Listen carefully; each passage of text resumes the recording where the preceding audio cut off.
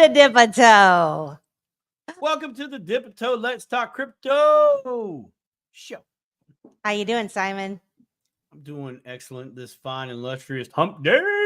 How are you? Hump day. I'm doing Hump fantastic. day.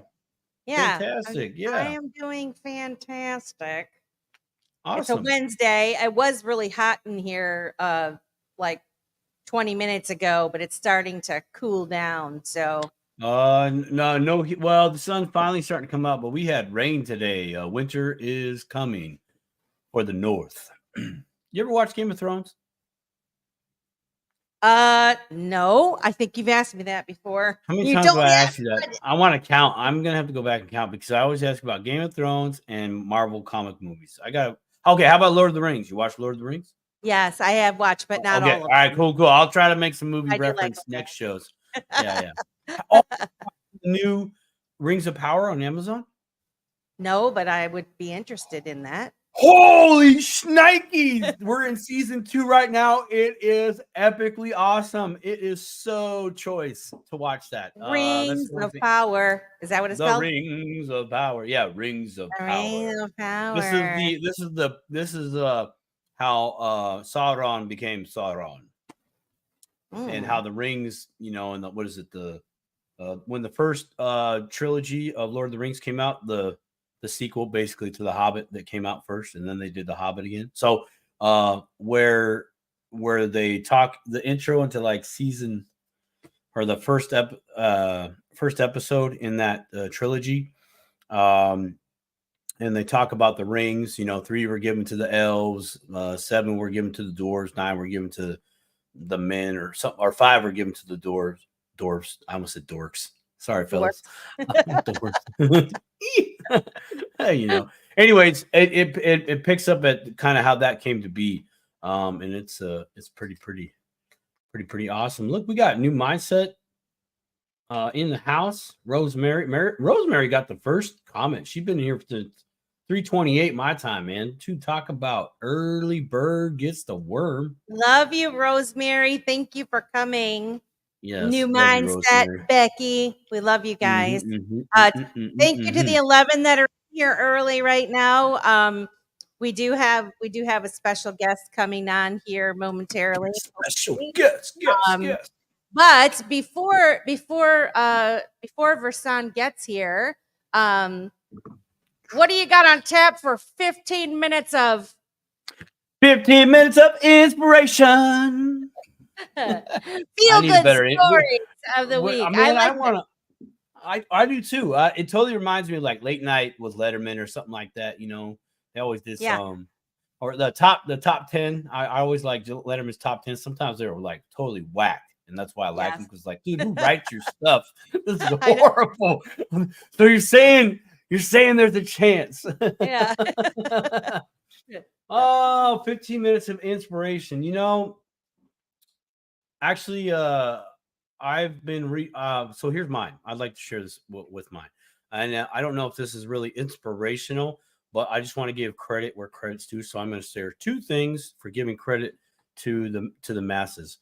One is all the wonderful comments that we get in our comment section down below. I read those, not all the time, as in, not every week do I read them, but I do go back and I do read them. And there's good conversation in there. So I really appreciate that. That actually makes me feel good. Even if it's a Simon, we've seen the white hoodie. Can you wear a different hoodie, please? Yeah. I'll buy you one. Whatever, it's good stuff. It's very good stuff. So thank you to all of you out there. You literally inspire me to keep going on this channel. And just the positive comments I get here on my channel, Alan's channel, it's just shout outs of appreciation and thank you for what we're doing. So thank you to all for doing that. Oh my gosh, dude, is it dusty in here? I think I'm gonna cry. Good thing it's not baseball. Just kidding. I'm not gonna pull a Bitcoin Ben. The second kudos I would like to give is to you, Melissa. No. You bust your arse to That's my bring this arse. show to life. You do an amazing job, a fantastic job. I know you don't see what I see, and it's hard for me to articulate what I do see, but I have seen you come a long way since 2021, since we first started doing the Zoomers and all that, and up to where you're now. I mean, you're literally pulling people from the crypto space and getting them on this show. And like, seriously, this show would not be a show without you. So thank you for letting me be a part of this show. I thank you. You're welcome. Well, thank you for the kind words. I appreciate it. Oh, it's all love from here. It's definitely, I couldn't ask for a better partner in the dip a toe. You make it real easy. You make it real easy for me to hop on, and we both have busy lives. We're both working and studying and doing all these things, and to come up with a show in the middle of the week every week it's hard work. and sometimes it's 6 hours prior. Hey, what do you want to do? Oh, let's talk about this. I want to say hello to Marvin Davis, and I think it's Throw Inc. and our friend K Buddy, Miss Kelly's here. Thank you guys for coming. We appreciate you. I just heard from Versan. I think he's going to be jumping on here soon. So my 15 minutes of inspiration story. I got another sappy video to show because you know how I am. But this one's again another one of those. Another one of those give the money thing, but I think it's really cool, so I'm gonna play it. Could you help me get some new shoes, ma'am? I'm struggling. I'm struggling. Dirt on the car. Please. It's ridiculous. Please. Excuse me, could you help me get some new shoes, man? Oh, ma'am? I got a job interview said, tomorrow. Man. I don't know if you see this, but I ain't getting no job with this right here. Probably not at all. If you can help me out with anything at all, man, I really, really appreciate it. He's thinking about it. I really was just doing some last minute shopping. I was gonna grab some popcorn and some other snacks for a Lakers party I'm throwing my daughter for the night. Is it her birthday? Yeah. Oh. Yeah, it's her birthday. We were actually supposed to go to the game. I've been promising her. Stuff's been very difficult of late. Money's been real tight. Weren't able to quite get her to the game, but figured I could throw her a nice little gathering at the house. Yeah. Well, look, I mean, Laker tickets are expensive, aren't they? They're very expensive. Oh, yeah. So look, man, if you can't help me, I completely understand. No, this is definitely more so important. It's just a game, ultimately. I'd hate for you not to be able to get a job knowing that there was something I could do about it. You sure? Yeah, I'm 100% positive. I can just have some of the people who coming over kind of pick up the remainder of the stuff. Jeez, man. I mean, thank you. Wait, enough for a whole new pair? Yeah, just go ahead and get yourself together, my man, and get that job. Thank you. Look, you're the first person that's helped me today. Can I at least get your name? My name's Trell. Trell? Yep. Look, I wish we had more people in this world like you. My name is Marcus. Okay. And truth is, I'm doing my job right now. Okay. I don't actually need this money. I have a perfectly good pair of shoes waiting for me outside in my car. I know I'm walking around barefoot right now and I look a little crazy, but I'm not actually homeless. All right. Do you see this right here in my shirt? Yeah, I can see. I'm recording this because I'm going to show the world what a good person looks like. Truth is, this is just a kindness test. You're the first person to pass that kindness test out of the last 20 people that I've talked to. Wow, no help, huh? No one's helped me. No one's even talked to me. You're the first person to stop and talk to me, man. So I got a gift for you. Okay. You said you really wanted to take your daughter to a Laker game. Yeah, I've been trying for a few seasons here, but I said those Laker tickets get pretty expensive and money's been a little tight. No, money's been tight for everyone. I mean, I'm looking at the prices of all this. Everything's gone up. So let me help you out. How many stacks do you think that is? $3,000 in cash. A lot. 3,000. Oh, wow. That's for you to take your daughter to a Laker game, man. God bless you. Oh, wow. Are you sure? Yeah. that's for you. God bless you. I hope that helps, man. Oh my God, helps Give him tremendously. at least the other shoe, man. You can't be. I'm actually lost for words. Thank you. Huh? That's cool. Yeah, I've seen some good ones. Yeah, that's good stuff. Makes I me want to know. cry. I want to know what he does for a job to throw out 11 stacks like that. Yeah, right. Hey, can we get him on the show? Man, I don't know. Let's reach You out. know what? I do not have trouble asking people to come on the show. If I can find out who the dude is, I would definitely say, hey, come on, dip a toe. What up for you to know, my friend? Thank you so much for coming.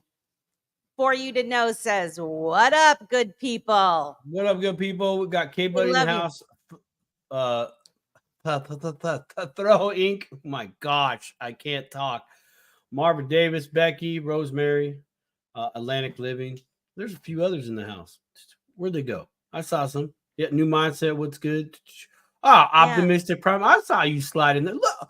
Oh, Optimistic. I didn't even know you were the first. I apologize. Optimistic was the first in the chat. I am so sorry. My bad. Ooh. Not showing the love for the PNW. Oh, people. yeah. She's saying, can you see my comments here? I wonder if she's on X. She's watching it on X.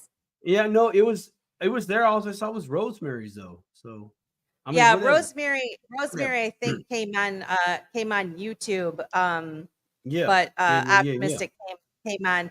So it's good to know that the chat does work. That's good within space or on the X platform. Perfect. So tonight, before Versan gets here, so we thought we would delve into some critical topics in the crypto space, particularly XRP. We want to talk about stable coins again, and the potential implications of Tether collapse. There's rumblings of that always around surrounding Tether, and I want to get Versan's take on what he thinks could happen. And the bull run. I mean, there's so many things. It's always things to talk about. It's always this fun hoopla poopla, man. It is the bull run soup. It's like the bulls are running, and now we're stepping in the last night's dinner out in the pasture, and then the bulls will run again, and then anyways. So it should be an interesting conversation. Next week we have Mr. Mann, one of our favorite people in the digital asset space. He's another researcher, educator in this space, and we love him. Very good person. So we're looking forward to that. That is on what is it, the 18th, I think. Yeah, next Wednesday, the 18th. Yes, ma'am. And then we've got I think October 2nd. We have Jake Claver coming on to talk with us. I know. So I know why she's laughing, ladies and gentlemen, because Simon Says Crypto be messing up that poor boy's last name. Yeah. I've also been in discussions with Tammy Khan of what is that? What is the they're developers. I literally just closed that window before we started. Yeah. They're developers that just created a keep key type password manager. And they're having a what do I want to say? They're having a beta test going on right now, and so it's a perfect opportunity to try and learn about that. And she wants to try to get as many beta testers on it as possible and get their feedback. But my understanding is that it's an easy way to manage your in a secure way to manage your passwords. And so I was talking with her about it, and I'm like, we'd love to have you or your co CEO of the company come on and discuss it and kind of walk us through it. Because you know me, I'm always skeptical. Hey, Gina. I'm always skeptical of products, and I realize, when we're in this space, there's so many new things being created. People have good intentions, and they're trying to make things better for the whole space. And so it's exciting to be able to beta test something.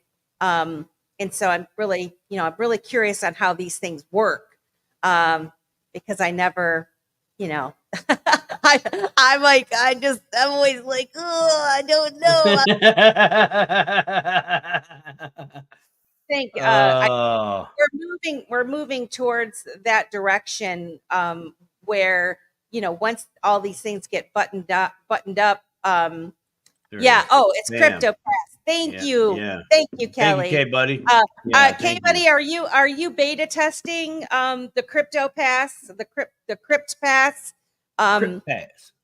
Crypt Pass. Hey, no hand signals. I mean, unless you represent the set, no hand signals. You got to talk to Snoop. You got to talk to Snoop. Yeah. So I'm wondering if Versan's coming, or if we should move on to something. You know what? Coming. First off, oh dang it, it's slipping away. Okay, so I did not watch the show last night. Oh. Yeah, I did not watch the show last night. Yes, and so it's actually kind of it's been good for me. Mainly because I'm like, man, in my opinion, it's like 99.9 lip service and 0.001 in my opinion, give or take. Yeah. Now I was talking to I was talking to a mutual friend of ours who comes into this chat right this morning. And we had a discussion about it, and they like watching it. Their perspective has changed because they've gone through the position that I'm in, but now they're on the other side of it and going, I just like to see how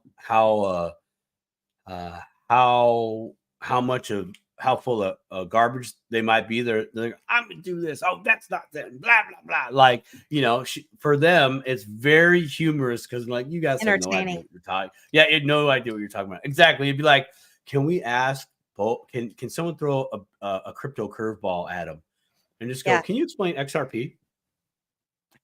And just, see what the response. Never happened. Never happened. Yeah, I know. But anyway, so their mindset's changed on that. So I'm not quite there yet, just because I'm focused. I'm really focused on me and what I'm trying to do. Whoever's in that seat's in that seat. That doesn't stop me from trying to do what I'm trying to do. Well, we still have to take care of number one, right? We still have to educate ourselves. That's right. We still are in the greatest wealth transfer and opportunity of our lifetime and anybody's lifetime that we know. And so it's one of those things that you need to give it some attention. Oh, okay. She hasn't looked into the Crypt Pass yet. No, she hasn't. No. We need to give this attention, but don't let it overtake you. I did watch it last night. I'll give you my take. I wasn't laughing, and I'll tell you why. Like, so there's some things. Number one, back in 2015, 2016, I really was giving it my attention. I was right. Because I was in my learning phase about, my awakening phase when it came to certain heroes and things like that I found out some truths that were very disappointing to me. And so I did give it a lot of my attention. I can only say that for those of you that are giving it a lot of attention now, don't make the same mistake that I made, because had I been giving this space my attention back then, I would be in a lot different position than I am in theory. maybe I would have made some mistakes, and I would have watched my portfolio go up and then crash back down, which is probably what would have happened anyway. But in any event, what I'm saying is, be sure to understand what you're giving your attention to, and don't let it take you away from things that can look out for number one.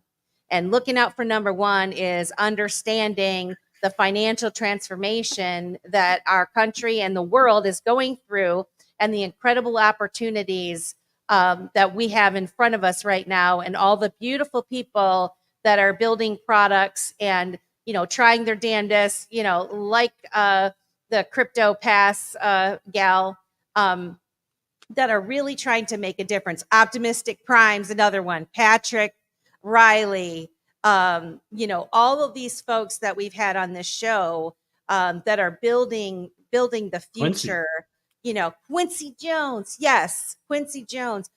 They're the ones worthy of our attention, in my opinion. And so, but I will say, because of the impact that legislation has on the market, it's going to have an impact. It's going to green light certain things that are being held up right now. It's going to have a better understanding and for people that are building things to know what they can and cannot do, and all these types of things. So it is important to give it some of your attention.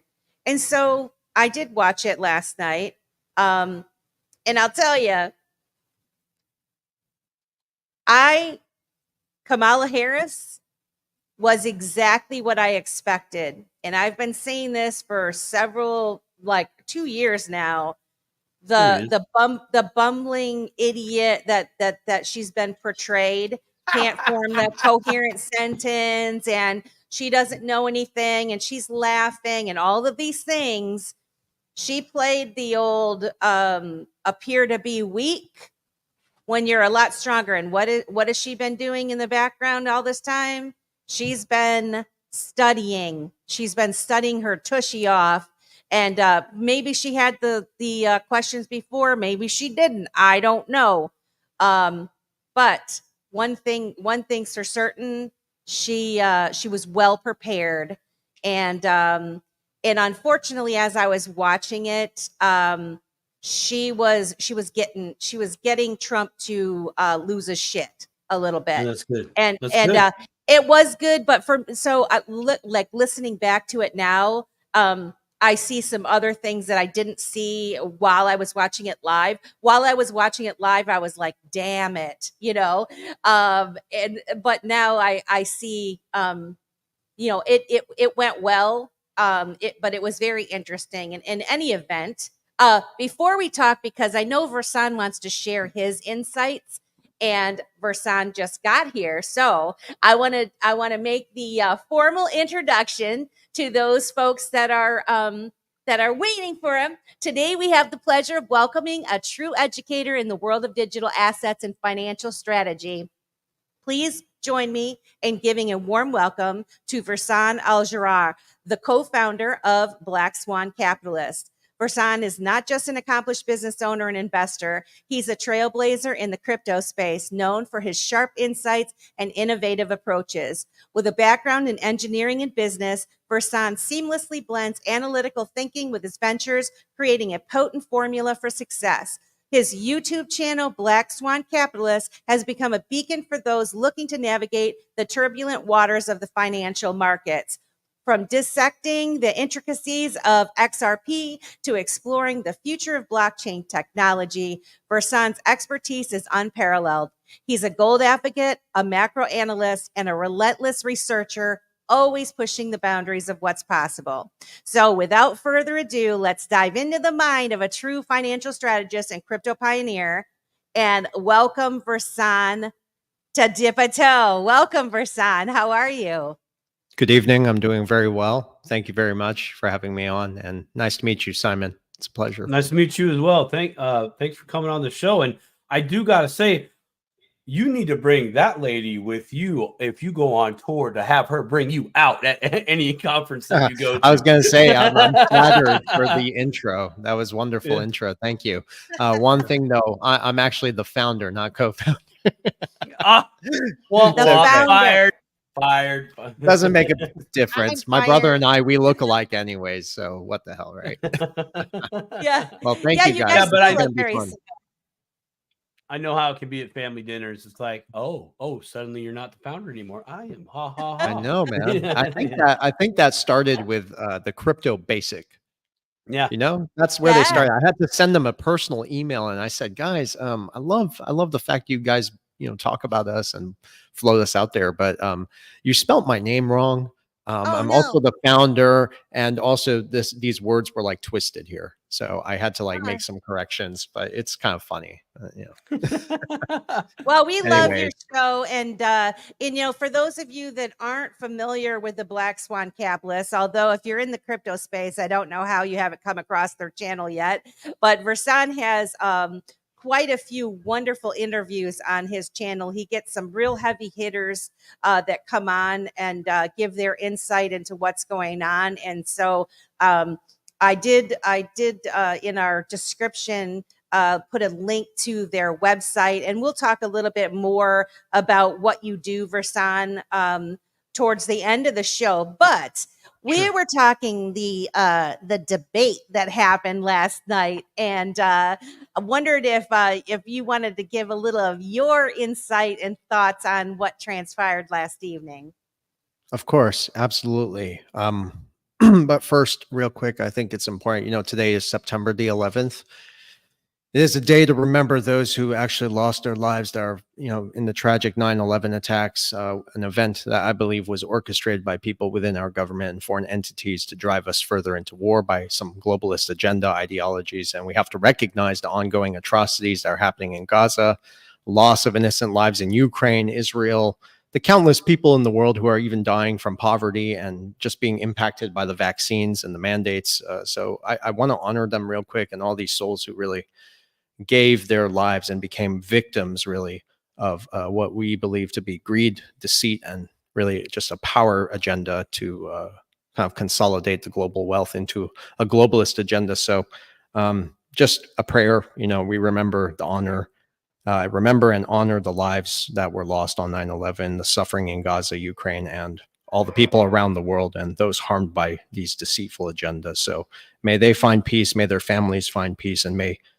the truth of their sacrifices be known. Amen. Amen. God bless. Thank you so much. Yeah. Very good. Rosemary says thank you. Well, Becky says amen. Thank her too. Amen. Yes, to all of us, and we'll pray for the XRP community too. Yeah, exactly. Yeah. So, that's right after the prayers over breakfast, my friend. It's yeah. Every day. Go ahead, Melissa. Go ahead. Well, you were talking about the debate, right? Yes. Yeah. I watched it. Simon didn't last night, and wondered if you watched it and what your take on it was. Unfortunately, I had to watch it. I have to know what's going on in the world just so I can give perspective, really. And tied into like the research my brother and I do. But I mean, that was just, it's Hollywood theatrics at this point, there's just so much, excuse my language, just so much shit going on, narratives that are being bombarded. This is obviously scripted. They didn't talk about anything that really matters to the people. It was more like, you said this and I said this. So the fact that nothing was addressed that needs to be addressed. Like the fact that we're living through a profound moment in history where there's a shift in global balance of power. There are economic forces out there that are trying to really destroy the United States and the BRICS nations even. And this is eclipsing, what the G7 and their larger economic force has been trying to do for a long time. And there's just so many transformations that are happening within the United States. And it's putting us, our global position in the United States, it's challenging us to face like the changes that are coming, whether we like it or not. And the critical question that should have been discussed in the debate really is, how is the US going to navigate this new reality? How are we going to deal with these problems? Are we going to continue down a path of confrontation, impose higher tariffs, tax the middle class more in America so we can pay for those tariffs? And what are we going to do? Keep going to war, engage in provocate? I'm sorry, guys. No, I got It's all it. good. Yeah. I've been doing it all day. Are we gonna provoke? I've been talking all day, guys. Are we gonna like provoke the world into war because of China's rise? And that's really what's happening here, guys. China is rising so fast, and they are slowly dominating not just the financial system, but pretty much what you see here happening in the States. The farmland that's being bought by the military bases, our infrastructure has been infiltrated by the Chinese. So it's really the Chinese who are taking over. And if you go back to 2021 and you read Klaus Schwab's book, The Great Narrative, he talks about this in the book, how they're going to basically give the keys to the Chinese because they already have an obedience situation with their population. The population is so indoctrinated that they know how to keep quiet and not like rise up to the challenge, right? So none of those things were discussed. Trump didn't talk about the central bankers. Kamala Harris did not talk about the central banks. They were just going back and forth. So I thought it was just a waste of time. And this kind of ties us pretty much into the broader narrative that there are people in this space who really believe that there's this white hat alliance. Are you guys familiar with this narrative? Yes. Okay. So I talked to a lot of people off record. Okay. And these are things I won't try to talk about in public, but a lot of people are telling me that, hey, the white hats have taken control, with stories like Klaus Schwab was arrested from the World Economic Forum. Do you remember that narrative that came out recently? And this all ties in together, guys, with what's happening at the political level as well. They said he was arrested. Many people told me this in this space. So I decided to do my own research, and you're not going to believe this. He was not arrested, in fact. He simply stepped down because of all the public attention and the public scrutiny he was getting, and he put someone else in charge. So there's a lot of information that is is bad information, in my opinion, and how easily these facts can be twisted and manipulated. And it highlights some of the deeper issues that we're not talking about, that there's a lot of misplaced faith in false idols. And I think that's really what this comes down to. People are going to continue to wait for some savior to come here and fix everything, whether it's a political figure or a hidden force. But the truth is, the people, we have to take responsibility for our own freedoms. We have to take responsibility for our families, our children, and our own future. Now, a lot of people in this space, even last night, I had a phone call with a dear friend of mine. I'm not going to mention his name, but he tried to invoke scripture. And it's very fascinating when you try to invoke scripture as a defense mechanism for what you still don't understand. And he was talking about the scripture. And I said, well, it's fascinating because Lucifer in scripture is actually called the light bearer. The light bearer is the one who brings self-discovery and truth to the people. Did you know that? That's a fact, guys.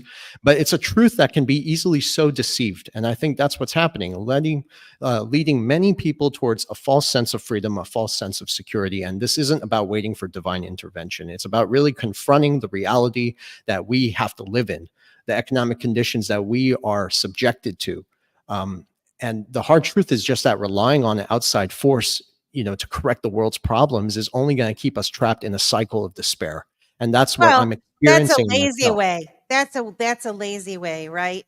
When you decide that you're going to attach yourself to whatever particular hero it is, and expect them to solve all of the problems, that's not really necessarily the best way to go. And that's why we were saying at the beginning of the show tonight is, give this some attention, but don't give it all of your attention. There are so many things that are happening out in the world right now, the digital asset space, a lot of new things happening that we can benefit from by doing our own research and setting ourselves up for the future, not only to protect the assets that we do have, but for the potential wealth that we could have in the future. And so giving all of our attention and our faith in one party person, your pastor or whatever, is really deflecting the responsibility. And so I agree with you. I choose to not live in doom and gloom. I'm a very optimistic person, as anyone that watches the show knows, that I am optimistic, and I do believe that there are good people that are working to make the world better. Now they got to fight, and we got to support those people that we believe that are going to make it better. Or if we come across something that might not necessarily be for us, but we can benefit from it, then I'm going to pay attention and give attention to that as well. So Yeah. And I apologize for like hijacking the intro. It's just, I had a very interesting, you got stressed out, bro. You got well, straight. I had a very interesting discussion with somebody who tried to keep fighting me on this. And, we were going in circles. And my final thought on this, and I promise we'll move into digital assets. And I apologize to your audience as well. I just kind of went on a rant there, and I wasn't even finished, which is funny because I could keep going on. But my final thought is pretty much that as a democracy, people really you have the right, we do, to vote the establishment out. Okay. But the problem is that the establishment continues to subvert the people, right? And keep the wrong people in power who continue to change the laws that take away your freedom so you cannot subvert them. And that's what's happening. So unless something changes, as far as what I just said there, you're going to need a real revolution to see real change. And I've reiterated this many times. It's within the people. That's where the real battle is, guys. So that's my final thought. And of course, we can shift on to digital assets, wealth preservation, so much to talk about. Yeah, well, we appreciate your thoughts, and a couple of our long-standing listeners say no apologies necessary, and they love your rants. So you're good. I appreciate that. Yeah, it's just perspective, guys. You do what you want with it, right? Everyone sees things in a different way. Sometimes we don't want to think about things that may be seen as negative, but you did speak some reality there, and that's why it's so important for us to continue to educate ourselves, continue to keep ourselves in our networks of folks, so that we can lift each other up, so that we can fight, and we can recognize things that maybe we don't see. Easier when you have a network of folks around.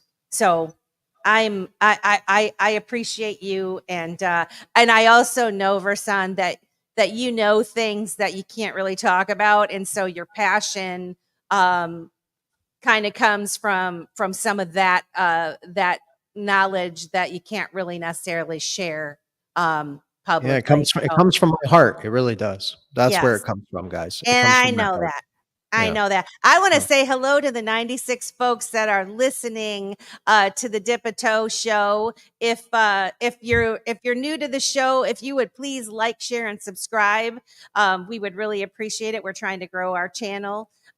Northern Living is here. Quincy Butler is here.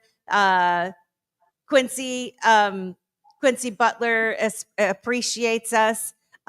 Northern Living, what did he say? He said something to Versan earlier. I thought, he says he agreed with you 100%, divide and conquer, keep people divided so they can't come together and make change, which is a reason for shows like this.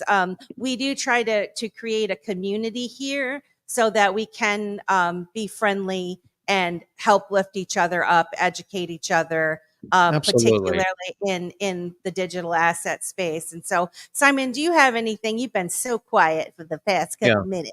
Well, I'm listening and taking it in, and I'm hearing Versan's frustration, right? I mean, he's clearly in a lot of information.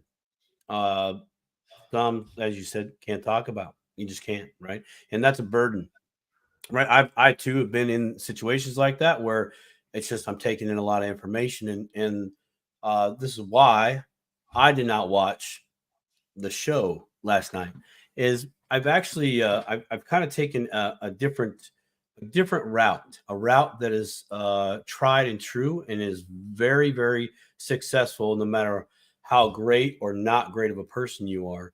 And it's kind of this mindset of I do care what is going on in this world and who is in that seat.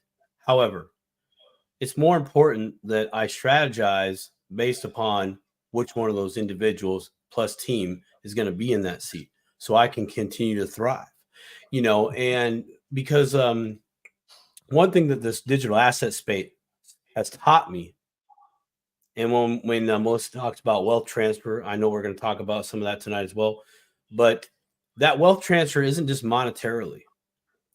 It's the power that comes with having enough resources to do what needs to be doing, and that's it.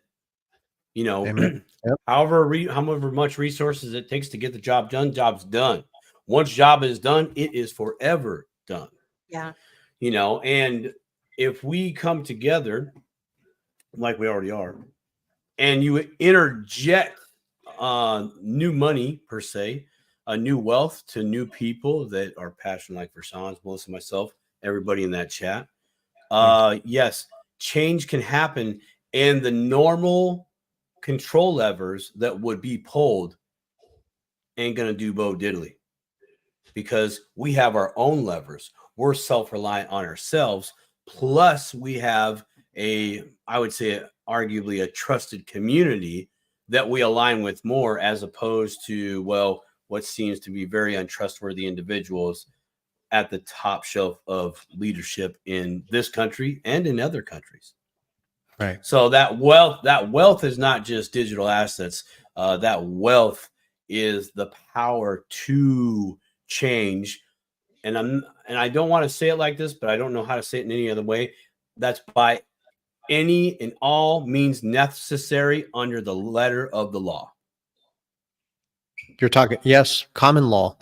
That's something that needs to be brought back, by the way. It is. And that too, though, that's time, resources, change your thinking. I mean, that there's a lot. And so that takes resources. That takes people like, okay, I don't know about you, Versan, but I know myself, I still am in a position to bills have to be paid.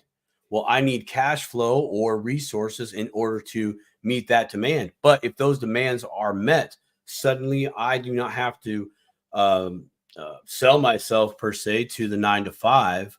I now can be in my space and place to now be a part of any change or movements back to a certain way, or progressing to a certain way. And I have the resources to sustain that. Kind of like compounding interest. Compounding interest is great, right? Especially if it's uninterrupted. But as soon as you interrupt that compounding interest, it falters. It will not achieve the level that it could have. It will still achieve of a high level, but the more time that happens, bam, bam, bam, bam, then the less and less and less and less it's able to be that greatness that it could have been. Good point. Yep, very true. So that's kind of that's why I didn't watch the show. That's why I didn't watch it. I'm like, bro, I got work to do. Y'all can have your drama match. You know what I mean? I'm like, yo, normies, you'll figure it out. Peace out. And that's no disrespect. I got work to do. There was a moment yesterday when I was on my YouTube screen and I was like, okay, I have to watch these two, but which one do I do first? And it was the presidential debate, and it was my friend Gerald Celente. And I was like, okay, I'll go with Gerald Celente first. Right. That was kind of funny. But yeah, I had to watch them both. And I totally agree with you, man. You speak like a true patriot. So thank you. Yeah, definitely. Yes, he's very well educated on the whole sovereignty and absolutely easy on the words. And that's the beauty of it. Everyone kind of brings their knowledge to the space, and that's your community right there. That's how we can make change. Yes, and this is where I say, it's interesting. The folks that don't give this any attention whatsoever, they're so quick to dismiss. They want to call you a conspiracy theory or silly, or if it's anything to do with cryptocurrency, digital assets, you're dealing in something that's too dangerous, or it's only for criminals or whatever. What I've chosen to do, because I have a job that I work at, I have family and friends and my man, that takes my time and then doing this show. I have replaced my my quote time off where, maybe I would have got involved in some television shows or Distractions. did some things like Distractions. Yep. feeding my mind with garbage to educating myself. And I do it quite a lot. I mean, I have thousands of hours, and this is my choice. And so when people dismiss me so quickly, I'm like, you put in some effort and then come back and try to dismiss me. Because if you can have a conversation with me about it and tell me why I'm wrong and not give me a one-liner, not a one-liner that you've heard from somebody else that you're regurgitating back, regurgitated, right? Yeah. Then we can have a discussion. But I that's the other thing is a lot of times they think that that I'm just following some dude in his mother's basement talking crazy talk, and I'm like, listen here, I'm like watching World Economic Forum videos and Fidelity, and I'm like listening to financial people that you would respect if you knew who they were. You give them respect unknowingly anyway. I'm actually giving them attention and listening to what they're saying. So Well, I don't think you're doing come at something me. terrific. You're doing something terrific, and what you're doing is you're trying to help people and spread knowledge. And All I'm trying to do. yeah, it becomes very clear too. And this is just how the way the world works. There are going to Right. be winners, there are going to be losers in the evolving financial landscape. And those who understand what's happening in the world, the changes, you can adopt faster, and you're going to be far better off than those who remain uninformed. So Absolutely. Well, so speaking of the changes, so I happen to know, because I've followed your channel for a long time. You thanks. are well educated on XRP. And I know a lot of our listeners are interested in XRP also. And so I was hoping that, just to get your take on, like an overview of XRP and what role do you think it's playing in the market, in the cryptocurrency digital asset market overall, and kind of what sets it apart from the other ones that are out there. Sure. Okay. So really, XRP is not just about moving money. It's about stabilizing money, stabilizing currencies, bridging them, providing the liquidity that is necessary for transactions to settle. It's designed to connect other digital assets. So that could be your Bitcoins, that could be your Ethereum. So other digital assets, other fiat currencies, and financial systems through ISO technology, that's messaging system really, to a single protocol. And that's pretty much what XRP has done. So it's really disrupted global finance. And that's really where Ripple, the technology, shines, right? It acts like a rule book, Ripple's protocol, that sets the standards for all these transactions to occur. And there's an individual I want your listeners to check out. His name is Glenn Hutchins. Now, Glenn Hutchins, I put a short on him a long time ago on X. He talks about this in very simple terms, right? How the Ripple protocol allows everything to work together seamlessly, whether it's bridging two different fiat currencies or connecting other digital assets with traditional ones. This is exactly what I just said.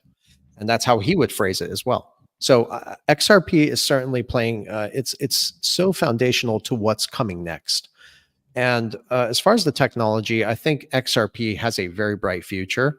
There are some differences and similarities between other assets like XLM, even though they complement each other in many ways that even myself have not become to understand just yet. But they serve different purposes in the global marketplace. But again, seamlessly interoperable. They complement each other, a lot of these technologies. So even though the XRP price, and that's pretty much the argument most people want to use to provoke an argument, it's the price hasn't moved much lately. But that's because the institutions are not ready to take this technology to the next level just yet. They are still bridging things. They are still trying to pilot things, see how it's going to function, whether things are ready to go or not. And in my opinion, I think the stage has already been set. Like Rosie Rios said, the train left the station a long time ago. But my personal opinion now is that XRP, and I'm so convinced, it's going to take a massive, I'm not going to say a crisis, okay, guys, but a geopolitical event to unfold before everybody starts using this technology. So the stage is being set behind the scenes for XRP to consolidate and dominate the financial markets. The technology, again, designed to consolidate. And the reason why it's going to consolidate all the money is also because of its design, how it's scalable, its infinite scalability. That's how it was designed. In the design, that's how it was meant to be. And maybe I'm not articulating it the best way right now, but I look at what's being done, not what's being said, because there are so-called experts like Mark Moss and a lot of these Bitcoin maxis and other individuals out there who are really marketing, they're really touting Bitcoin technology, while not one institution is really adopting this technology for scalability, for use case. It's more like an investment, a gold. It's a store of value. Yeah, there are a lot of people now. Well, in the beginning, Versan, I used to hear, because I started out in the space in Bitcoin, really learning about Bitcoin, and there was talk about peer to peer and more so talking about peer to peer, true to the white paper, what it started out with, right, Simon? I mean, that's what the white paper said, and they were building, creating Lightning and all of these types of things. However, what I see, more and more of them are starting to agree that it is a store of value, like a digital gold. And now that we have the Bitcoin ETFs and those types of things, I see those the likes of BlackRock using it as a tool that they're going to be able to, what do they call it? Rehypothecate it. Is that what they call it? Where you're not going to really be buying the real Bitcoin. You're going to be buying an interest in the Bitcoin. And so it is completely different than XRP.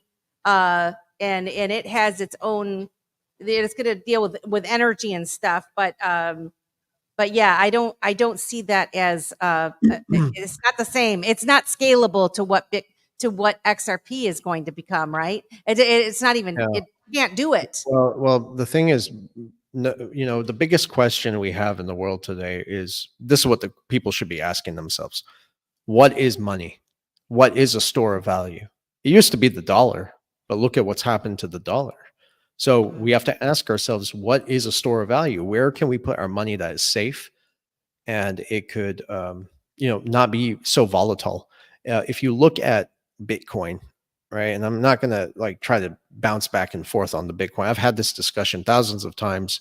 A little burned out right now, but Bitcoin is not store value. No store of value jumps from 60,000, 70,000 to 10, 15,000, just like that. That is not store of value.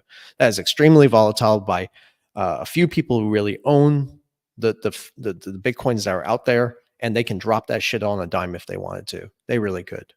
Okay. And the fact that they're creating these Satoshis through ETFs, hey, everyone can own a piece of this.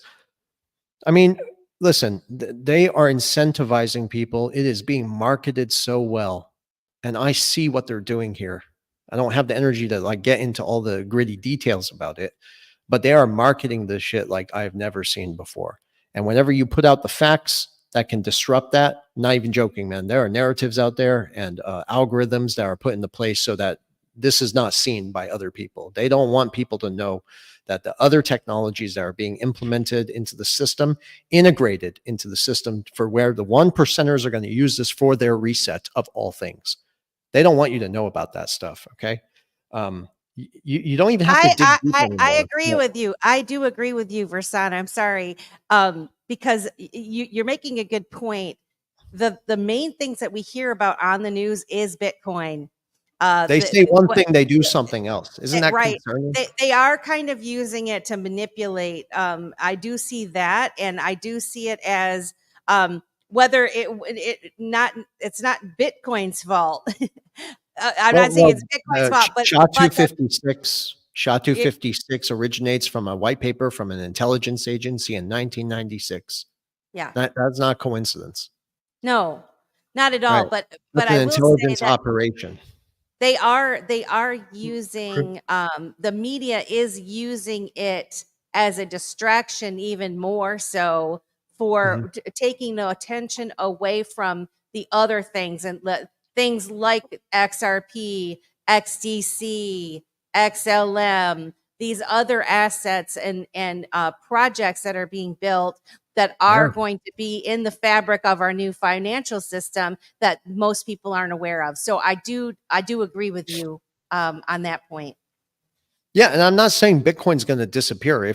My podcast, we never tell people like, hey, in the past, I used to explain to people because I believe in transparency. I want people to understand that, yes, Bitcoin was involved in certain things. Yes, there's a correlation and a revolving door between Tether and the bond market, which seems to be the biggest Ponzi scheme of all time.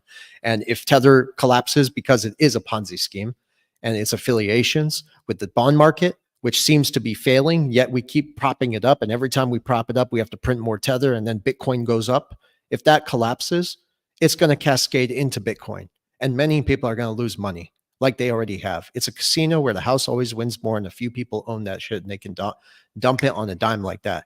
And guess what? The beautiful thing about it is, well, hey, we don't know who's behind Bitcoin when very few people actually do know who's behind Bitcoin. When the thing is, the SEC can't even go after them. So they can get away with the crime when they're ready to do it. There's no one to go to. Who are you going to arrest? You don't know who the owner of Bitcoin is. Well, it's pretty much clear, but very few people, even Martin Armstrong, he worked with George Bush, man. He worked with the central banks. He told me off record that was certainly an intelligence agency. We tried to talk about this on the show. He only had limited information to share with the public. Like, I try to pull this stuff out of people. I don't bring people on my show to tell me what I don't know. I bring them on the show to corner them and see if they'll give out information to confirm what we've been saying.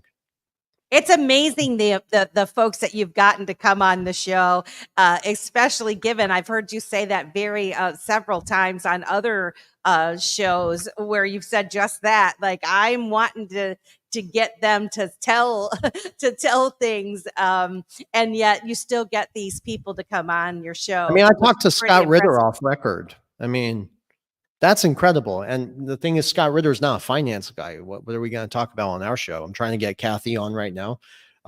Austin Fitz. I'm trying to get a lot of people on because there are real, genuine questions that I have for my brother and I. We want to know what the hell's going on. And we're really genuinely trying to figure this out. We're not here to like bounce back and forth with people on ideas and concepts. You know what I'm talking about, guys? Yeah. You want to keep building up your education that you've already learned. Exactly. Put together some pieces, and you want some more dots connected for you. Exactly. Right. And that's the important thing. But please, from legitimate sources. No. So getting back to XRP, if you don't mind, yes. Where do you see XRP, the future of XRP evolving? Especially with the ongoing regulatory developments.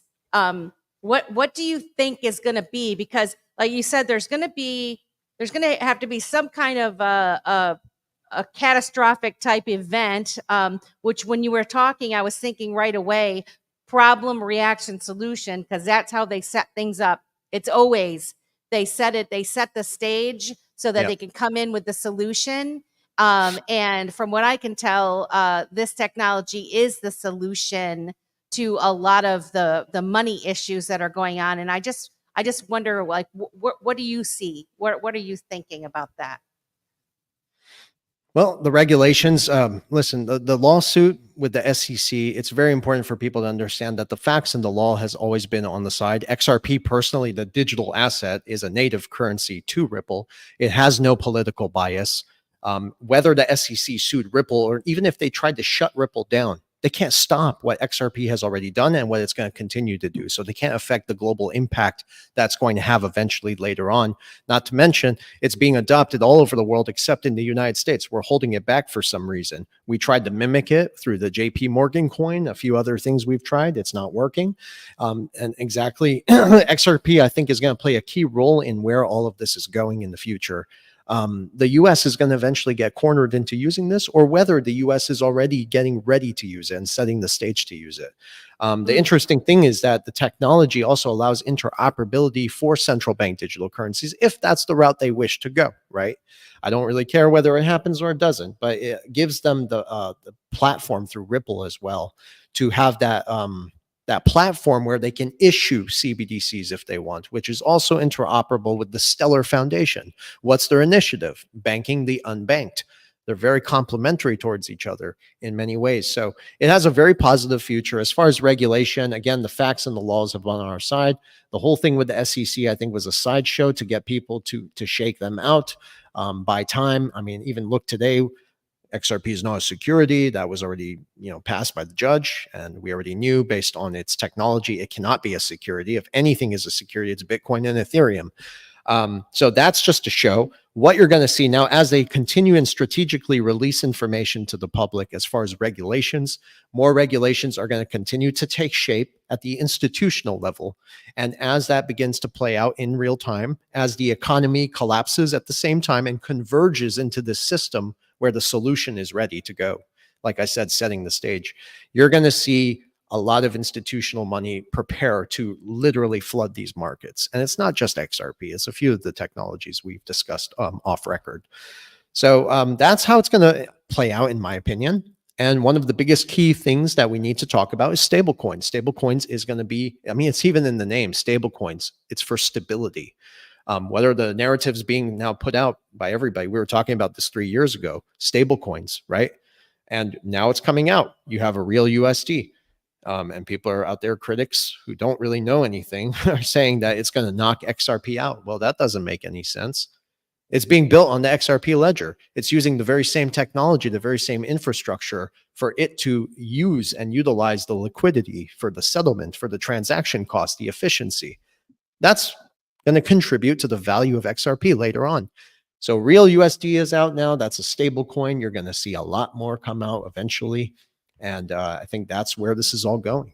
And you're going to significantly see value come into this space. But they're just staging this and they're playing it very carefully. Okay. So, and the funny thing is this, with the economy, what's happening right now, and I said this 2 years ago, and I still think this is how they're going to set it. They're going to make the economic conditions so unbearable to where people are forced to sell their assets. So you no longer can hold on to anything because you have to meet that inflation that continues to rise faster than you can earn the money in your pocket. And that's happening in real time already. You know, can I just interject something real quick? And so you're making a very good point here. And I've even started to do it myself. Is we know something's going to go down. Something's going to go down. And it's going to be sooner than later. This is your opportunity right now to kind of restructure yourself. If you have a bunch of debts out there with high payments, a whole bunch of them and whatever, where you're like living paycheck to paycheck and you're barely making it so that, if something happened, your whole world's going to crash. Now is the time to start thinking about it and like maybe reorganizing yourself to get it to where it's a more manageable payments that you can make. You could still make the higher amounts, but I'm just saying if you can't just pay them completely off, try to make it so that you can afford to live in the event that something bad happens, so that you don't have to sell your assets. Because you're right, Versan, a lot of us, we're squirreling away money, buying these digital assets and hoping for the day that they're going to go up in value. And probably what's going to happen is, they probably will go down and people will panic and sell. And hopefully you're educating yourself enough to understand what you hold, know what you hold, and make an educated decision before you go making decisions on selling anything. Because like, as Simon always says, you don't lose money unless you sell. Good point. Very good point. Yeah. And so I guess I'm just saying, like, with what you just said, It makes a lot of sense. There is something coming on the horizon. Do we know when it's going to happen exactly? No, but the writing's on the wall, right? Well, Simon, I really want to give you an opportunity to speak as well, but if I can please just say one more thing. No. I'm not trying to go on a tantrum here. First of all, guys, No. I'm just taking it in. Go for it. thank you so much. Well, also to your audience, those who know me, like really know me, and you and I, Melissa, we've done phone calls. I am not a doom and gloom person. I am not a black pill individual. Some people have labeled me that. If you talk to me, my advice, I'm very realistic about the situation that we're facing. And there are ways, guys, to tell when something is about to break. Like there is so much leverage in the system. We all know this, right? Well, which banks are offloading their balance sheets? Why are the central banks about to do QE? This is not a coincidence of timing. It's because they need to, they're trying to buy more time. So my advice to those who really understand what's going on here and those who don't is I teach people on my courses as well to ignore the narratives, ignore all the outside shows that are going on. You have to concentrate on what really matters. And this is exactly what I tell all my friends. Do not be confused with the latest drama. The real threat isn't about the politicians. It's really the inflation. The inflation is the silent killer that's going to make it very challenging for people to make decisions, to get deeper into debt, to sell assets that you can't afford to hold on to just to meet the rising costs. That's how simple it is. So the strategy is pretty much straightforward. Just pay attention to what the 1%ers are doing. That's what we teach, right? We do exactly what the 1%ers, just on a smaller scale. And for investors out there who are really serious, you have to change your mindset.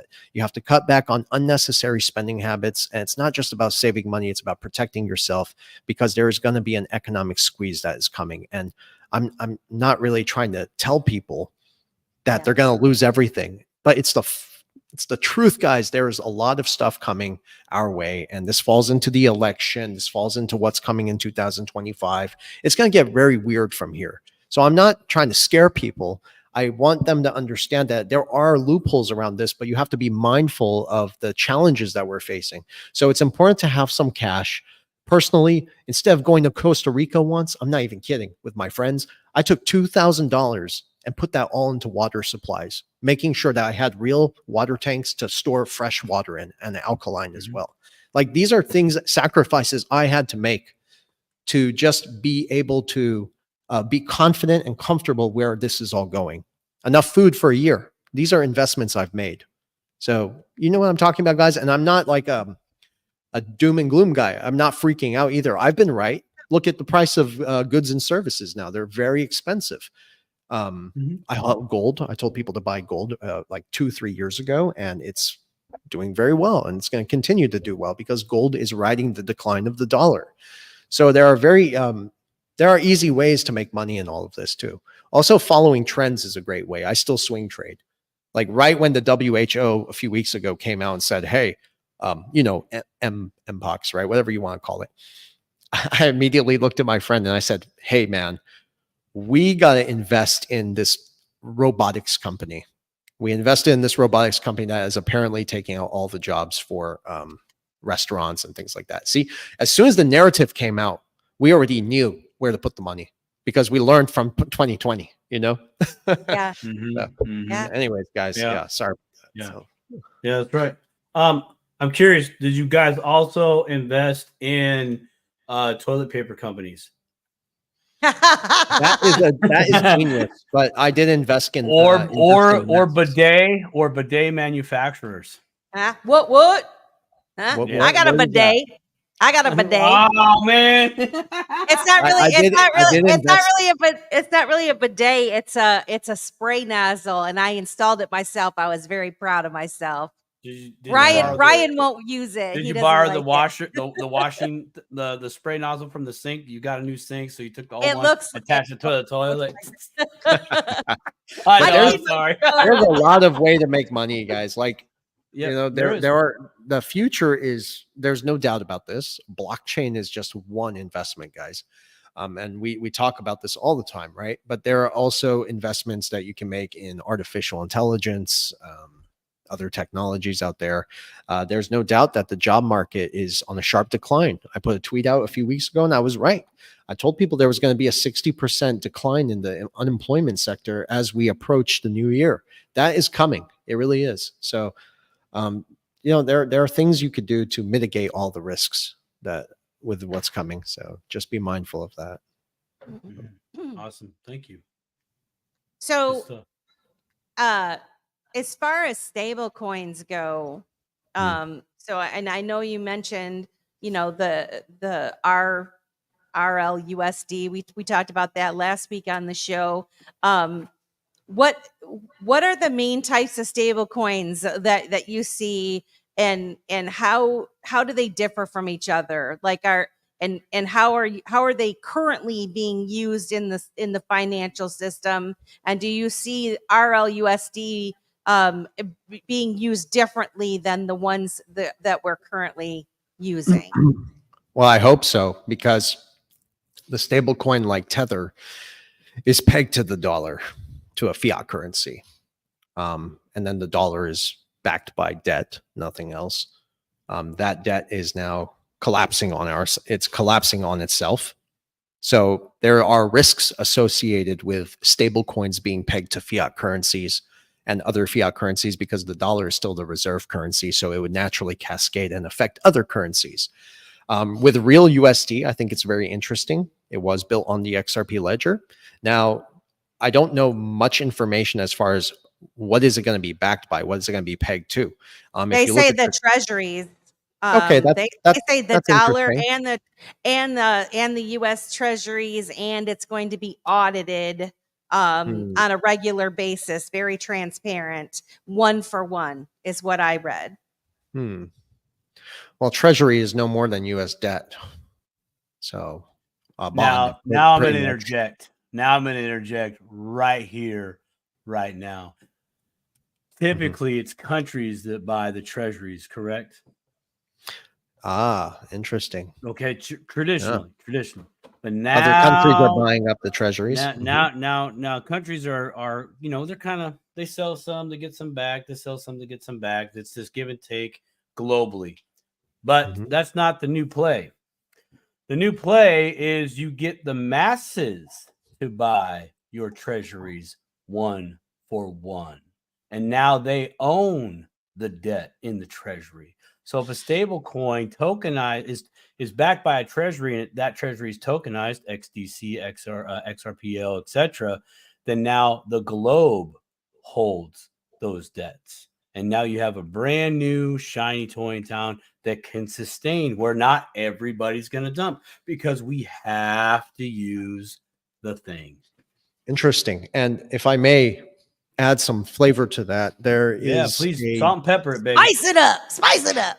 All right. Yes. Okay. So I know Senator Warren with the Senate Banking Committee, they were putting laws into place that if the United States defaulted on its debt, which I don't think could happen because we can continuously print into oblivion, but if the U.S. did default, they could actually force people to buy the government debt. So it's very possible that there's a relationship to what you just said there. It's just a thought. All right. I'm just speculating, guys. Cool. Obviously, we don't have all the facts, but I like healthy speculation. Yeah. What I think is very important, though, and this is something very interesting, is that the World Gold Council is somebody I follow very closely. And of course, the Bank of International Settlements. Now, the Bank of International Settlements actually has talked about building stable coins on the XRP ledger. Now, they didn't say it exactly that way, but they did mention Ripple's technology. For us who understand it pretty much, we understand when they talk about Ripple, we're talking about building something upon the XRP ledger, right, on those very rails. So I thought that was very interesting. And the World Bank has mentioned the stablecoin narrative as well. We're all familiar with that at this point. So the Bank of International Settlements Basel III requirements, there's a requirement in there, and I talk about this a lot because it mandates that every central bank holds significant gold reserves. And I found that to be interesting too, because the World Gold Council said, well, there hasn't been a stable coin yet. And I know what they're talking about. But the World Gold Council works with the Bank of International Settlements very closely, and the IMF. If they're all mentioning the whole stablecoin narrative, the central banks are still buying the gold. My point, though, is that eventually I do believe that there is going to be a gold-backed stablecoin built upon the XRP ledger. And I hope that does happen, because what is really going to keep governments in check, what really brings stability to the markets, what really holds things together was the gold standard. Mm-hmm. It kept tyrants in check, by the way, central bankers. That's the tyrants in today's world. Have you given any look to Iraq? To what? Iraq. Have you looked at all at Iraq? Iraq and what Iraq's currently doing right now. With the Iraqi dinar? Yes, sir. And their whole system. Well, I know they're joining the BRICS. They've, I know they're reevaluating their debt, restructuring it. And for them to restructure their debt, you have to have something stable in it. And I think that's why they joined the BRICS. And the BRICS, their initiative, and I have a document right here actually, where they talked about 150 something countries joining this blockchain initiative, where it's interoperable with the project Mbridge. Mbridge, in my opinion, I think now there's more information that's built upon the XRP ledger, maybe not, but it's interoperable with it. Now, I know Iraq and Zimbabwe are doing a lot of debt restructuring, and that requires something gold-backed. So there is some gold intersection there, and I think that's very interesting. Now, I don't have all the details. If you could share that with me, that'd be great. Iraq is backing up their currency with all their physical assets, not just gold, but oil, basket of assets. They're doing basket. Yeah, their debts are allegedly paid. They don't have debts, allegedly. I haven't. There's no way for me that I know how to verify that. They're in process of getting rid of their in-house in their jurisdiction. They're getting rid of their old notes, and they're doing new notes soon to be launched very soon. Smaller notes, lower denominations, kind of like what we have in the US, right? 1, 5, 10, 50, etc. Now everybody allegedly outside Iraq is still holding the old notes, and it's speculated that there will be a time where all can cash in at a revaluation or a new exchange rate, which is far superior than what it is right now. Now, at first you might go, that kind of doesn't make sense, but Iraq has the Port of Fa project plus the development road project, where it's basically they're building a huge road going from Port of Fa all the way up to Turkey to make the shipping time from China and others shorter. Now, how can you do that of an exchange rate at 0.000076? You can't. Very good point. Yeah. That's not going to work with the math. Interestingly, also China is holding a significant portion of the debt in the world. So it's very possible that China, I've heard the narrative where the Chinese elders have pretty much dissolved all global debt. Have you heard that? No, I actually haven't heard that. I've heard the elders, but I haven't heard that take of it. Yeah. So, I'm not surprised. I know Zimbabwe is doing something very similar. Yeah, Zimbabwe is doing some, and it ties us into right. It ties us going back to a basket of currencies that are backed by real assets. That's going to also, sideline the US dollar and the influence of it, because the dollar has been weaponized. And it's not just weaponized against other countries. It's also been weaponized against its own citizens in order to weaponize it against other countries. So I am not surprised to see someone put in the comments here, don't forget about Project Sandman too. I've talked about this many times with Gregory Manarino and so forth. But yeah, these things are happening in real time. And that's why I was, started with the whole presidential debate. It's like, what are our priorities in the States? Are we going to continue to bicker and go back and forth when our country is continuously being taken over? But all these shifts are happening in real time. And, we got to be part of that. And I think the best way for us to do that is through the investments of the technologies that are building the infrastructure for all these new systems to go live on. But yeah, I think we're going to, in the US, we're going to get cornered in a point where we have no choice but to probably follow in the footsteps of the BRICS. There are some states within the United within America that are already taking steps to make gold legal tender. So that's not an accident. Some big shifts are happening, and I think you're on the right path, man. Absolutely. But it's a lot of debt restructuring. Debt restructuring is one of the things, and there's that incentive for central banks to dissolve a lot of that debt in the world. One way to do that, I think, is also by raising the gold price significantly. There are tools in the arsenal of central banks, whether they're here or not, but the institutions that be to significantly increase the gold prices. The gold price is still being manipulated, guys, and I'm sure you already know this. So yeah. Well, I wanted Simon to answer. Do you think it would be a digital exchange on their currency? And then I had another comment after that. Okay, so I don't think it will be a digital exchange in regards to at the UME level.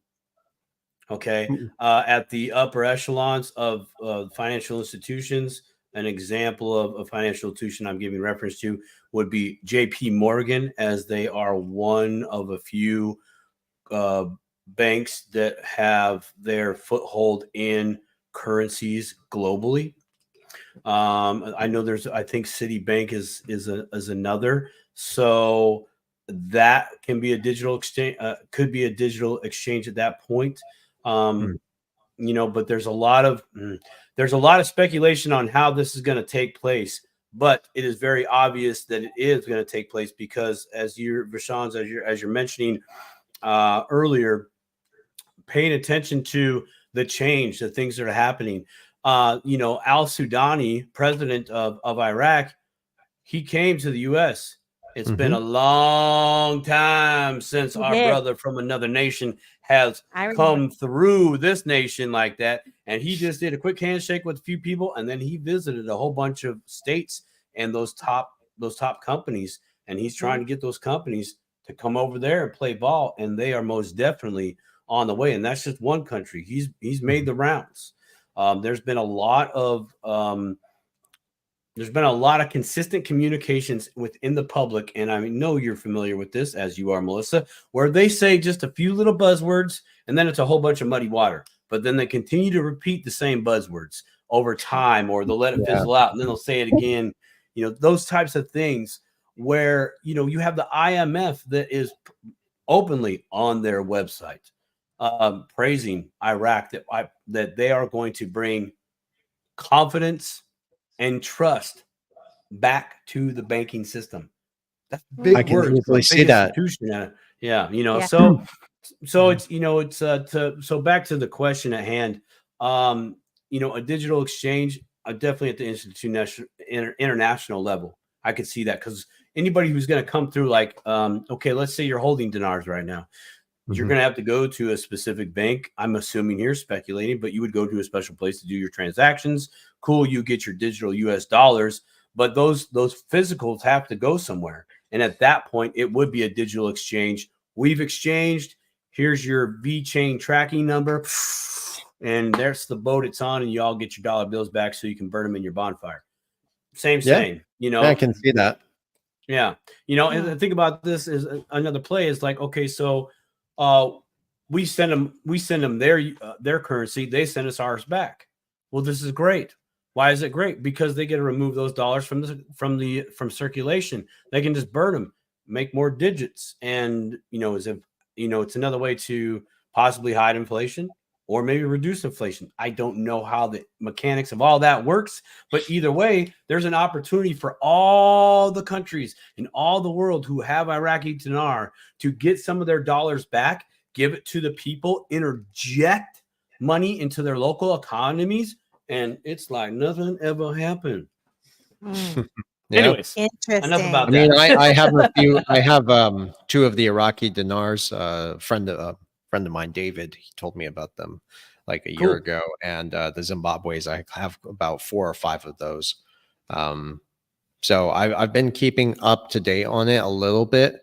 I just know they're doing some debt restructuring, and they're looking to backing their currencies with absolutely hard assets. And hard or physical assets. Yeah, physical. Yeah. Thank you. And the real in conclusion to like everything we talked about here, what does it break down to? It's the fact that there's this escalating issue of credit card delinquencies, this escalation of credit card debt and debt. It's a symptom of some of the deeper financial problems and political problems that we have in our economy today. And as inflation rises and there's this debt cycle that becomes increasingly unsustainable, we got to continue to sustain it with more debt. And that's really what is the broader implication of all of this. And that's why there's de-dollarization. But that's why there has to be gold somewhere in this. And that's, I think, a very important and critical part for people to understand, that gold will have an intersection. Those who, like Jack Mallers, he was on a show with Peter Schiff the other day. I watched it, and I did that because I support Peter Schiff in many ways. But a lot of the stuff they talked about on Jack's end was completely nonsense, because he just gave all into this illusion of the whole Bitcoin narrative, ignoring the fact that gold still has a role in society today. In fact, people believe that gold's role is diminishing. It's not. It's actually growing. With tokenization and stable coins, you can actually bring back, revitalize gold again. And that's it. That's what it seems the 1%ers are doing when you really look closely at this. So yeah, what they're really really trying to buying. figure that shit out. I've been trying to figure that out for almost a year now. I knew stable coins backed by gold were going to play a key role in this. I've been pushing out the whole IMF documents for like 2 years, the World Bank for 3 years. I knew that was coming, but we're at the point now where it's like, well, where does gold fit in, right? And we're getting to that point where it's going to be revealed to the people. So, and by the way, just for your listeners, this is like the first time in history where anybody can really participate in this great wealth transfer. Absolutely. And everybody, some positiveness in this too. Anyone can participate. You have the moment in history where you can actually get ahead of the very same institutions that are going to use this technology to put all the value in the world in a tokenized fashion on these protocols, these ledgers, these blockchains. So you essentially owning a piece of these assets that the 1%ers are putting around and implementing this protocols, you're acquiring the software. You get to own a chunk, a piece of the global value, all the money in the world. Think about it like that. And that's really how you should think about it, because that's really what's happening here. And I call it the final wealth transfer. And I have friends like, I don't know what's going to be the final wealth transfer. I'm like, well, I think it is. It is for us. If everything's going digital, what else is there, right? Yeah. Everything's eventually going to be on a going to live forever distributed ledger protocol. And that's why I mentioned in the very beginning, a single protocol that is really setting the rules, where everything is being built upon that foundation and those technologies, interoperability, right? And that's something the IMF always talks about. It's really not hard to see when you really get down to it. But all I hear from people over years and years is the nuances and details, and like always trying to provoke an argument when something is so clear to understand. You know what I mean? But Versan, maybe that's part of figuring it out. I don't know. They use the one-liners and the distraction conversations to keep people off of giving it more attention and educating themselves. And so if they can just keep people in boxes, which is what I say, I don't like to be in a box. I like to learn as much as I can about a variety of things, because it is going to all interoperate with one another. And so, you're right. Anybody telling you that gold is going to go away and it's not going to play a significant part, all you got to do is look at the different countries and that are stacking their vaults with gold. They're doing that for a reason, for crying out loud. And so, it's very important. XRP Renegade would like to know with whom you would buy gold from to get the best value. Okay, since I'm doing this on your show, I want to be very transparent with your listeners. So even in my sessions, I teach people never buy gold online. I know we have links on our website to purchase gold. And as a friend to all of you guys, I would recommend you never buy from an online retailer. Go on Google, just type in a gold store bullion local dealership, right? And go find a local dealer in your area, in your city, and go buy befriend these people, get to know them like you would with your farmer's market. Farmers, yeah. Farmers market, right? Yeah. So I have friends who own multiple gold stores here in Houston. I know them all, right? And I've developed these friendships and relationships with them, so I can purchase gold in cash. That's why they're trying to get rid of cash, right? If you're buying gold with all this technology and surveillance now, and you don't want people to know about this, so buy the gold in cash. And just to share with your audience, do you know how I buy my XRP? I buy it with Monero. You know, my son talked about Monero, and he said, "No one sees it. You gotta cover Monero." And, no one knows I own XRP because I buy it with Monero. There's no trace. Oh, right. Nice. You know who taught me that? John McAfee. He didn't teach it to me. He didn't teach it to me personally. I watched the videos. I did hear him talking about that. So you use Monero to buy your select cryptos. You store them in their wallets. There's no trace of it because Monero is even what the military industrial complex use. I'm not kidding. I've researched this stuff for a very long time. I don't talk about it, and as far as your XRP Renegade, your gold, you're better off buying it at a local dealer. You don't pay shipping costs. You don't pay taxes. There's taxes on shipping. But you also get to have that relationship and instant liquidity back and forth, and you can pay in cash. There's no trace of it. I think that's the best way to buy gold. And XRP Renegade, you know what I'm going to say that you should do before you do a cash deal for gold? Run it through your policy first. That's a good point. Yeah. There are always loopholes around this stuff, you know? Yeah. Right. So, right. But yeah, I mean, sound advice, man. Do cash, make good relationships locally, because even if that store closes, let's say, it shut its doors, you still got the connection, and they still have their connections. Just because the doors are shut doesn't mean the pathway is closed. Yeah. Good advice. Yeah. I mean, some of them even watch my show. It's pretty cool. I come in and they're like, "Hey, Versan, I saw this." But they when you really build these relationships, they actually give me discounts, and I don't even ask for them. But when you build a relationship with them, you're gonna get that value as well. Having that friendship with somebody who knows this industry very well can tell you things maybe that you're not informed on at that moment. I walk in and I always ask them, like, guys, can you tell me the records? Like, are people coming in and selling? Are people buying? What are you seeing? Right. So I get information from them as well. So I get a general idea of what the economy is looking at in real time as well. So that's pretty cool.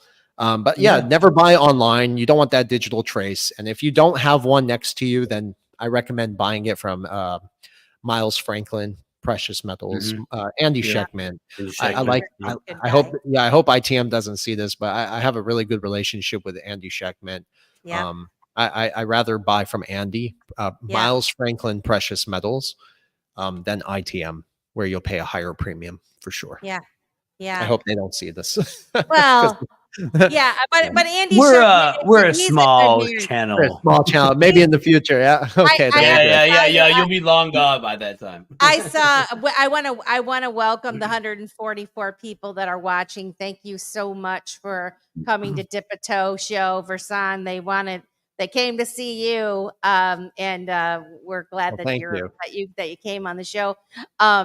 Miles Franklin and Andy Sheckman. He seems like a really good man. I watched one of his. He was in.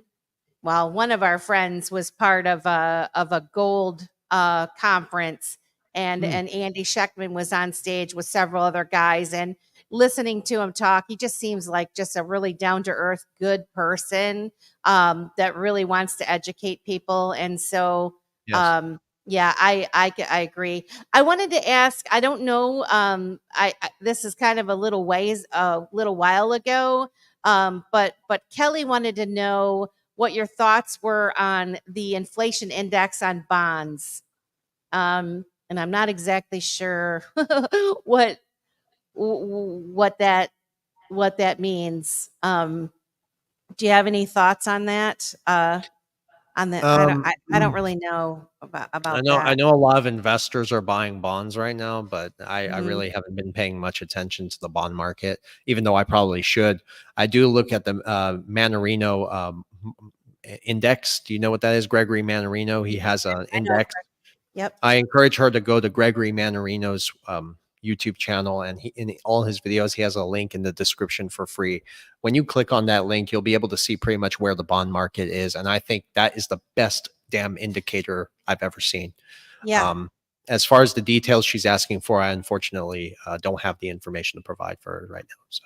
I'll say this. I was listening to, I think it was Coach JV earlier, and he brought up the fact that, there for a while, because of the way things were going, they had encouraged them to do the short term, and like the 3 year or whatever. And a lot of people were getting caught with their pants down. And now they're kind of pushing the 10-year bonds again.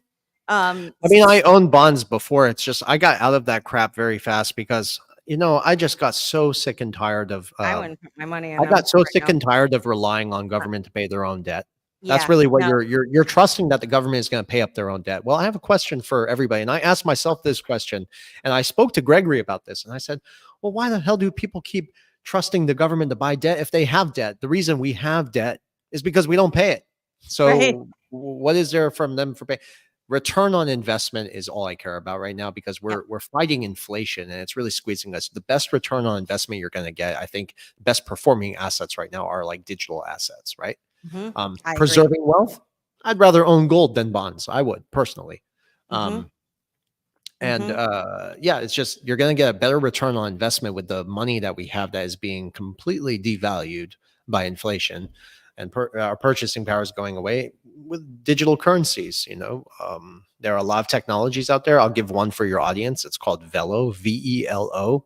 It is extremely undervalued. It's a hidden gem. I have put so much time and research into this. I've shared it with very select investors to give their analysis on it as well. Their biggest investors are Stellar and Ripple. Turns out that Jed McCaleb was behind the creation of Velo as well. You could do more research on this. And it is building a debt credit market within the Stellar Foundation. So banking the unbanked, and the whole economy is based on borrowing and lending. So I can just see some really big things happening over there. It's a hidden gem. It really is. You should check it out. What about I think it's called VXV, in the vector space is something I came across recently, and I was like, ooh, this is interesting. So I only have a few assets. I'm happy to share with your audience. This is all I own and all I'll ever own as far as digital assets. And I do have a little bit of Bitcoin because I get paid in Bitcoin as far as like affiliate links with certain services like Ledger, right? Yep. If you buy a Ledger, I get paid in Bitcoin. That's awesome. I convert it sometimes into Caspa or something else, but XRP, XLM, XDC, HBAR, Algorand, IOTA, Velo, SHX.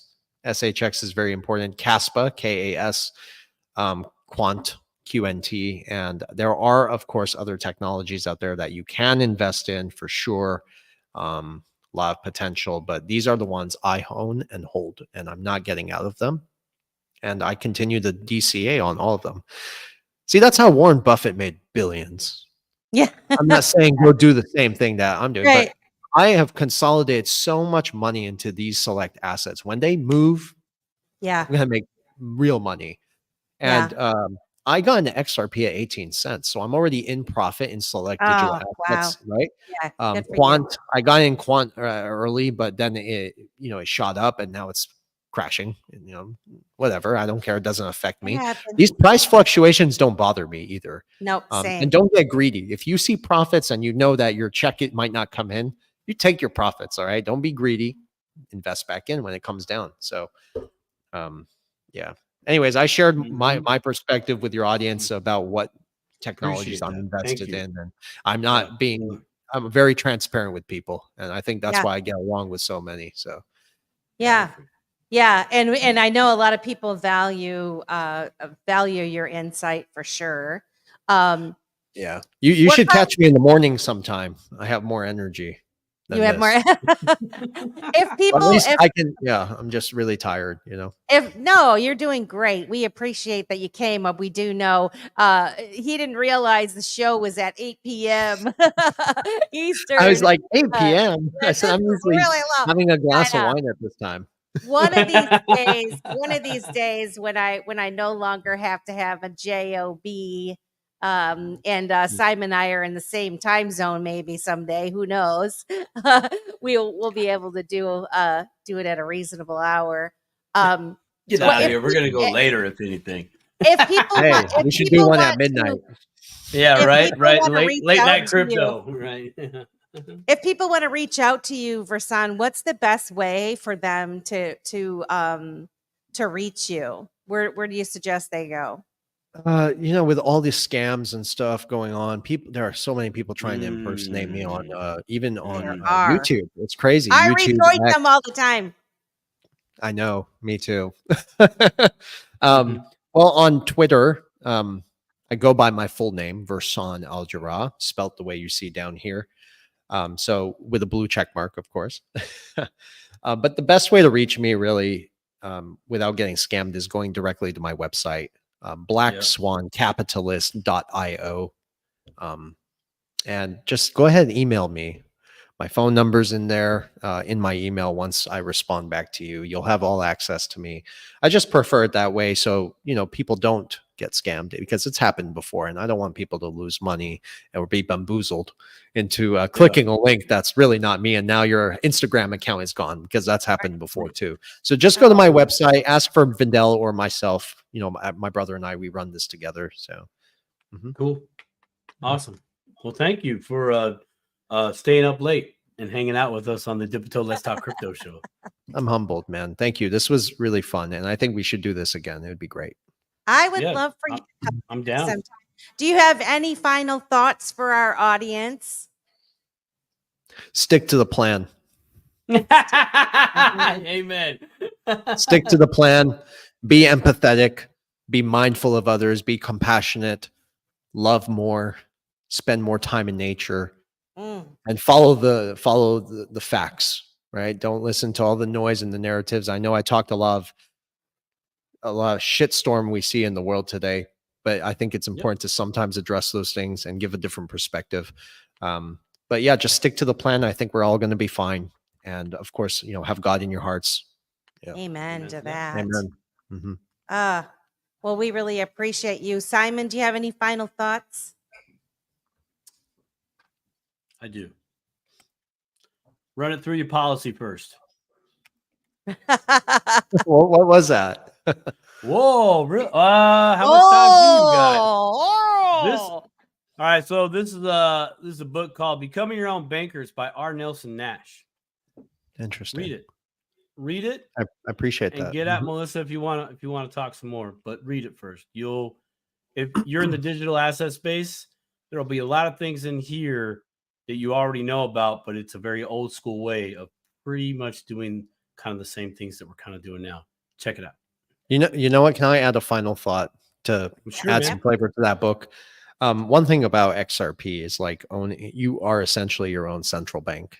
You really become Amen to that. You are the liquidity provider. You become the buyer and lender of last resort. That makes you king. You have the keys to the kingdom. Yep. Yeah. You should really Becoming Your Own Banker by R. Nelson Nash. Check it out. I appreciate that. I'll certainly check that out. It'll hit your frequency just right. Well, thank you guys. Okay. It's been an absolute pleasure, and please have a wonderful evening, and thank your audience, and take care, everyone. It was great. We love you, Versan. Thank you so much. Thanks, man. Appreciate it. You guys. All right. Have a good rest of your day. All right. That was fantastic. Love Versan so much. Thank you guys. We had 146 people come. Next week, we're going to have Mr. Man come. Mr. Man with the plan. Mr. Man with the plan. So we're super excited about that. I think I learned a lot. I'm going to have to listen back to this show and wrap my mind around everything. You guys had some really good questions. I'm sorry if we didn't get to all of them. and to all of your comments. I tried to do that. Yeah, if you haven't watched Versan's Black Swan Capitalist Black Swan Capitalist show. I've been watching the show for a couple of years now, I believe. It's been a while. Nice. I really enjoy he has a lot of good guests on. And he's really smart. His brother's really smart. I enjoy him. So you can just search Black Swan Capitalist and you'll find him. But like you said, you can go to blackswancapitalist.io is his website. I did link it in the description box below, the YouTubes and the Rumbles, and those that are watching. A few people are watching on Facebook. And for those that are watching on X, the links to those are also you can get to it easily. And if not, you can reach out personally. But man, this has been Rosemary. This has been good. fantastic. Rosemary. We love you, Rosemary. We do love Rosemary. Rosemary, you can find the book on Amazon. Go to Amazon. You can find it there. The Becoming Your Own Banker. Check that out. And hit the like button. Yes. You know what would be like? I would be so amazed if we got off and if you guys that are watching would just click onto the YouTube stream. Like a lot of people are watching on X. But if you just click onto the YouTube and just hit that like button and subscribe to our channel, we're really trying to grow the channel. And it's a challenge. We're not buying the followers or anything. This is a completely organic show. We really encourage all of you that are regulars coming to the show to participate. If anybody that's watching is interested in coming on the show with us and giving your perspective, like our friend Landon did, that was one of our more popular shows, believe it or not. But Landon's like, nobody's going to know who I am. No, a lot of people knew who you were. Even if they didn't know who you were, they enjoyed your perspective. And so I think that's what makes this show unique, is that we want to give the little guy a voice. There are so many smart people that are relatively unknown in this space, and we want to have a conversation with you. We want those of you that are dipping your toe to come on the show and ask your questions. You're nervous about this and you want to ask some direct questions to Simon, or I'll answer as many as I can, or some of the folks that come in here. We would love to have you. We would love to have you on the show. And we are growing our network every day. Every day we grow our network with wonderful people. Everyone from Patrick Riley with the Reaper Financial and Ascension to Quincy Jones that's building on the SDC network. Thanks for dipping a toe. Simon learned the whiteboard. So what I'm trying to say is, because I go off on a tangent, I'm just saying we love you guys. We want to give you a voice. We want you to participate if you so choose to. And if you're a bit shy, you could help us out by just sharing this out and liking and subscribing to our channel. And so that's all I got to say about that. And next week, 8 p.m., same time, same day, same bat channel at Dip a Toe. And we'll see you later, right? Have a good rest of your night, guys.